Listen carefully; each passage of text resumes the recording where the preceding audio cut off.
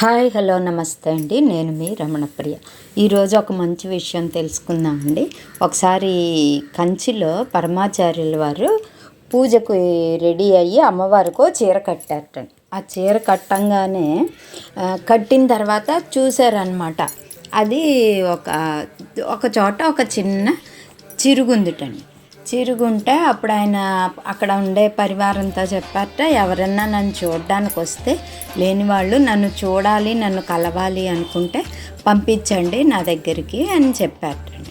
ఆ పూజ జరుగుతోంది. ఇప్పుడు అక్కడ ఆయన చూసారు ఆ చీరకు చిరుగుంది అని, కానీ పూజ టైం అయిపోయింది, మార్చడానికి అది వేళ కాదుటండి. అమ్మవారికి చీర మార్చడానికి వేళ కాదుట.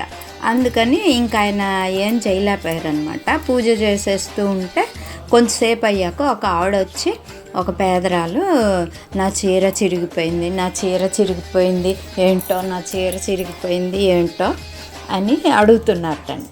అప్పుడు ఆయన, అమ్మ క్షమించు, చీర చిరిగింది అని చెప్పి ఒక కొత్త పట్టు చీర తీసుకొచ్చి ఆవిడకి ఇచ్చారట. అప్పుడు ఆవిడ సంతోషంగా దాన్ని చూసుకుని చక్కగా వెళ్ళిపోయారటండి. ఏమండి, నిజంగా ఆవిడకి ఆయనకి ఉన్న అనుబంధం ఇంత అంతా కాదండి. ఎవరైనా సరే అమ్మవారి చీరలు తెచ్చుకుంటారు. వాటిని చాలా పవిత్రంగా పెట్టుకోవాలండి. వాటితో భోజనాలు అవి చెయ్యకూడదు.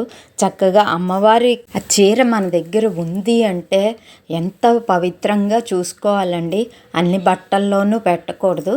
చక్కగా ప్రతి చోటకి కట్టుకోకూడదండి. గుళ్ళు గోపురాలు వెళ్ళినప్పుడు మాత్రమే కట్టుకుని జాగ్రత్తగా ఉంచుకోండి. తెలియని వాళ్ళు ఎవరన్నా ఉంటే తెలుసుకుంటారని చెప్తూ ఉంటాను. వీటి మీద చాలా వీడియోలు ఉంటాయి కూడా, చూడండి. నిజంగా పరమాచార్యుల వారు చెప్పిన సందేశం అనేది చాలా మంచి విషయం అండి వినటం. ఆయన నిజంగా నడిచే దేవుడు అని పేరు ఆయనకి. ఎన్నో కథలు ఉన్నాయండి, ఎన్నెన్నో పురాణ విశేషాలు ఉన్నాయి.